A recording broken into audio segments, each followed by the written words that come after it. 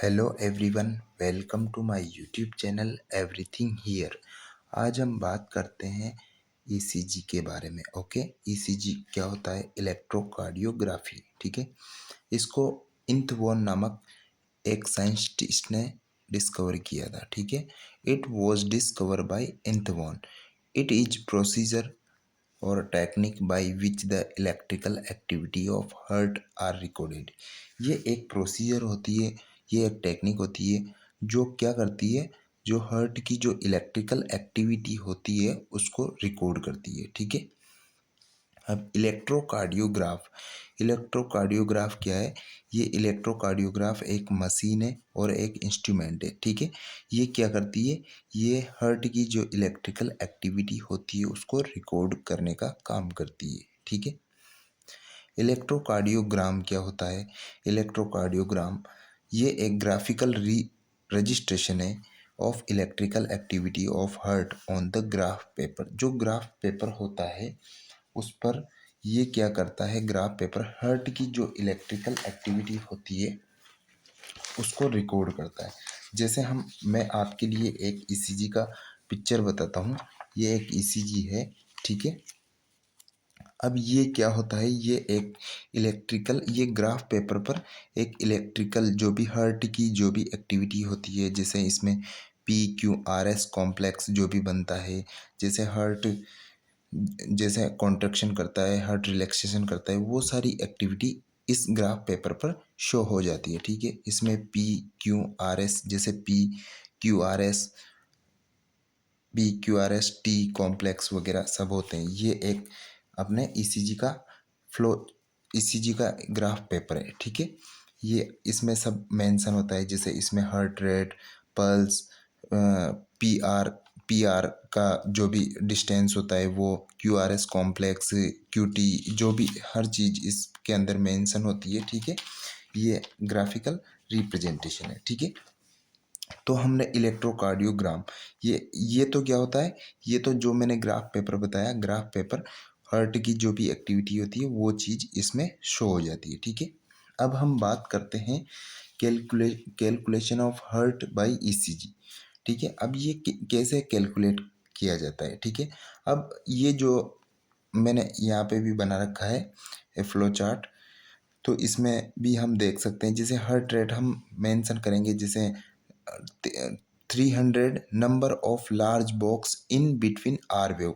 अब इसमें जो लार्ज बॉक्स दिख रहे हैं आपको, जैसे ये लार्ज बॉक्स है, ये पूरा लार्ज बॉक्स है, तो इसमें 5 ब्लॉक्स आते हैं। ठीक है, स्मॉल 5 ब्लॉक्स आते हैं, और तो ये 5 ब्लॉक्स मिलके एक लार्ज बॉक्स बनता है। ठीक है, तो इसमें जो भी ये इसका जो हार्ट रेट का हम फॉर्मूला देखते हैं, तो 300 upon number of large box in between R wave. जो आर वेव है, ये दोनों आर वेव के बीच में लार्ज बॉक्स की संख्या को हम काउंट करते हैं और 300 में उसका भाग दे देते हैं। ठीक है, ये होता है। और सेकंड फॉर्मूला है हार्ट रेट का, इसमें मतलब ये 1500 है, उसमें स्मॉल बॉक्स का जो बिटवीन आर वेव के बीच में जितने भी स्मॉल बॉक्स है उसमें हम उसका हम 1500 में भाग दे देते हैं। ठीक है, अब इसमें ये नेक्स्ट है कि इसमें जो भी ये PQRS T ये क्या होता है,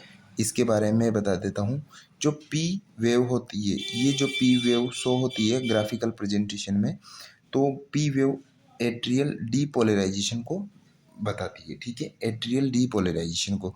और जो QRS कॉम्प्लेक्स होता है, ये जो QRS कॉम्प्लेक्स है, ये वेंट्रिकुलर डीपोलराइजेशन को इंडिकेट करती है। और टी वेव होती है, टी वेव वेंट्रिकुलर रीपोलराइजेशन को इंडिकेट करती है। जो ये टी वेव शो हो रही है, ये वेंट्रिकुलर रिप्रेजेंटेशन, वेंट्रिकुलर को वेंट्रिकुलर रीपोलराइजेशन को प्रेजेंट करती है। ठीक है, अब इसके अंदर जैसे मान लो ड्यूरेशन क्या होता है इनका, जो स्मॉल बॉक्स होता है ये, और एक लार्ज बॉक्स होता है ये।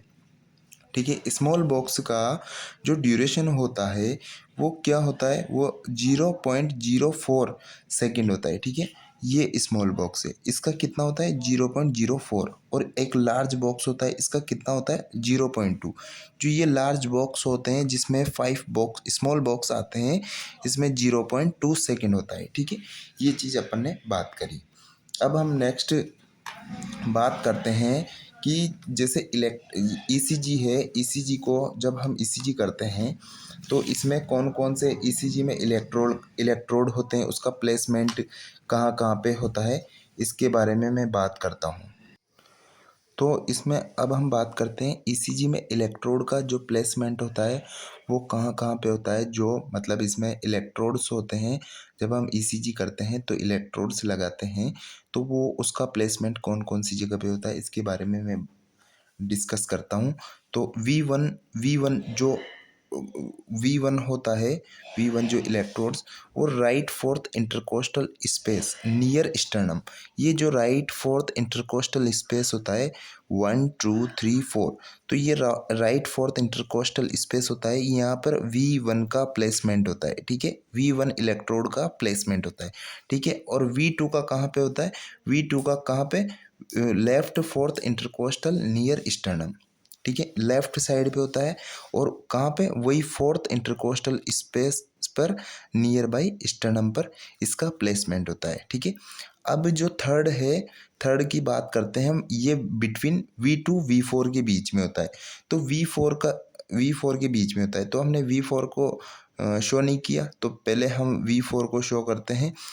V4 कहाँ पे होता है, V4 fifth intercostal space mid clavicular line पे। ठीक है, अब जो ये दिख रहा है mid clavicular line, mid clavicular line कहाँ पे, फिफ्थ इंटरकोस्टल स्पेस में।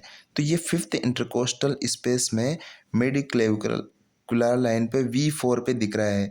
ठीक है, तो ये fifth intercostal space mid clavicular line पर होता है।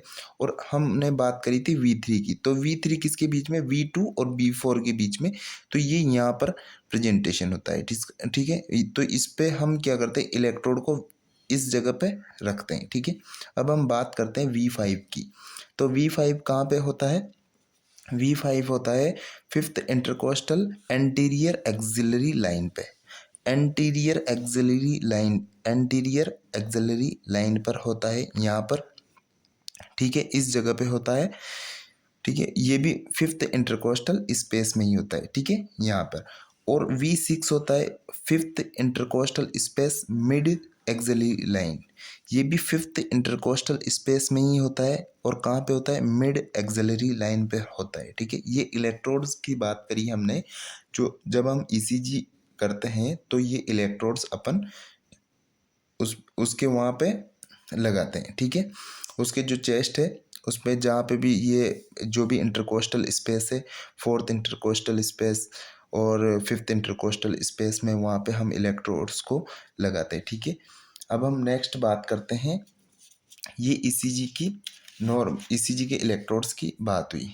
अब हम बात करते हैं ईसीजी में चेंजेज की। ठीक है, ईसीजी में कौन से एलिमेंट्स में, मतलब कौन से एलिमेंट से ईसीजी में क्या क्या चेंज होता है इसके बारे में बात करते हैं। जैसे पोटेशियम की, मैग्नीशियम की, कैल्शियम की, इनमें कुछ चेंजेबल होता है, जैसे इनकी वैल्यू अप डाउन होती है, तो इससे भी ईसीजी के अंदर चेंजेज होता है। ठीक है, जैसे हम बात करते हैं पोटेशियम की। पोटेशियम की नॉर्मल वैल्यू क्या होती है, पोटेशियम की होती है 3.5 टू 5.1। ठीक है, इसकी नॉर्मल वैल्यू ये होती है। अब जैसे 3.5 से यदि इसकी वैल्यू डाउन होती है तो हाइपोकैलेमिया कहलाता है, और यदि इसका 5.1 से मोर देन हो जाता है ये, तो हाइपर कैलेमिया कहलाता है। ठीक है, तो इसमें यदि 3.5 मिलीक्यूलेंट पर लीटर से कम हो जाता है तो हाइपोकैलेमिया होता है। तो इससे ईसीजी में क्या क्या चेंजेबल होता है वो उसके बारे में डिस्कस करते हैं। इसमें क्या होता है, एसटी सेगमेंट डिप्रेशन हो जाता है। क्या हो जाता है, एसटी सेगमेंट का डिप्रेशन हो जाता है, एसटी सेगमेंट डिप्रेस हो जाता है। और सेलो फ्लैट या इन्वर्ट टी वेव, जो ये टी वेव है ये क्या हो जाती है, या तो सेलो हो जाती है, या फ्लैट हो जाती है, या इन्वर्ट हो जाती है। ठीक है, और इसमें प्रोमिनेंट यू वेव हो जाती है। तो ये जो यू वेव है ये प्रोमिनेंट हो जाती है। ये एक इसका जो हाइपोकैलेमिया है इसका स्पेशल फीचर है। ठीक है, अब हम बात करते हैं हाइपरकेलेमिया की। हाइपरकेलेमिया में क्या होता है, मोर देन 5 मिली इक्विवेलेंट पर लीटर से ज़्यादा होते ही हाइपरकेलेमिया हो जाता है। इसमें क्या क्या होता है, इसमें फ्लैट पी वेव हो जाती है। जो ये पी वेव है, ये पी वेव है, ये क्या हो जाती है, ये फ्लैट हो जाती है, ठीक है। Widen Q R S complex, जो ये क्यू आर एस कॉम्प्लेक्स है, क्यू आर एस कॉम्प्लेक्स ये वाइड हो जाता है, ठीक है, ये वाइड हो जाता है। प्रोलॉन्ग्ड पी आर इंटरवल, जो पी आर इंटरवल है, पी आर इंटरवल ये प्रोलॉन्ग्ड हो जाता है, ठीक है। और टोल टी वेव, और जो टी वेव है ये टोल हो जाता है, ठीक है। नेक्स्ट बात करते हैं मैग्नीशियम की। मैग्नीशियम की जो नॉर्मल वैल्यू होती है वो कितनी होती है, 1.6 से 2.6 मिली इक्विवेलेंट पर लीटर होती है, ठीक है। कौन क्या होती है, 1.6 से 2.6 मिली इक्विवेलेंट पर लीटर होती है। यदि यदि 1.6 से कम हो जाती है, 1.6 से कम हो जाती है तो इसको क्या बोलेंगे, हाइपोमैग्नीसीमिया। और 2.6 से ज़्यादा हो जाती है तो इससे हाइपरमैग्नीसीमिया बोलेंगे, ठीक है। तो इसमें ईसीजी में क्या क्या चेंजेबल होता है, एसटी सेगमेंट डिप्रेशन होता है। इसमें क्या होता है, एसटी सेगमेंट डिप्रेशन। हाइपोमैग्नीसीमिया में क्या होता है, एसटी सेगमेंट डिप्रेशन हो जाता है, ठीक है। और दूसरा सेकंड है इसमें टोल टी वेव, और ये टी वेव है ये टोल हो जाती है, ठीक है, टोल टी वेव हो जाती है, ठीक है।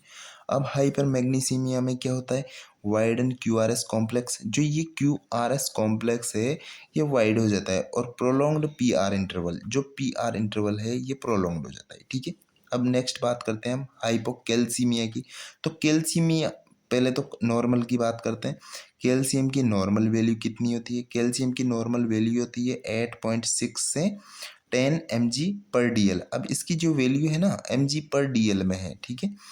8.6 से 10 mg/dl तक होती है, ठीक है। अब 8.6 से कम हो गई तो कैल्सीमिया, और 10 से ज़्यादा हो गई तो हाइपर कैल्सीमिया होता है, ठीक है। इसमें क्या होता है, ईसीजी में चेंजेबल इसमें होता है prolonged ST segment. ST segment prolonged हो जाता है, ठीक है। जो ये एसटी सेगमेंट है ये प्रोलॉन्ग्ड हो जाता है। और प्रोलॉन्ग्ड क्यूटी इंटरवल, और ये क्यूटी इंटरवल प्रोलॉन्ग्ड हो जाता है, ठीक है। एसटी सेगमेंट और क्यूटी सेगमेंट दोनों का इंटरवल प्रोलॉन्ग्ड हो जाता है, ठीक है। नेक्स्ट बात करते हैं हम हाइपर कैल्सीमिया की। इसमें मोर देन 10 mg/dl से होता है। तो इसमें क्या क्या चेंजेबल होता है, इसमें होता है शॉर्ट एसटी सेगमेंट। जो ये एसटी सेगमेंट शॉर्ट हो जाता है, इसमें तो क्या एसटी सेगमेंट प्रोलॉन्ग्ड हो रहा है और इसमें एसटी सेगमेंट शॉर्ट हो रहा है, ठीक है। वाइड टी वेव, और जो टी वेव है ये वाइड हो रही है इसमें, ठीक है। ये टी वेव किसमें वाइड हो जाती है इसमें। Thank you for watching this video.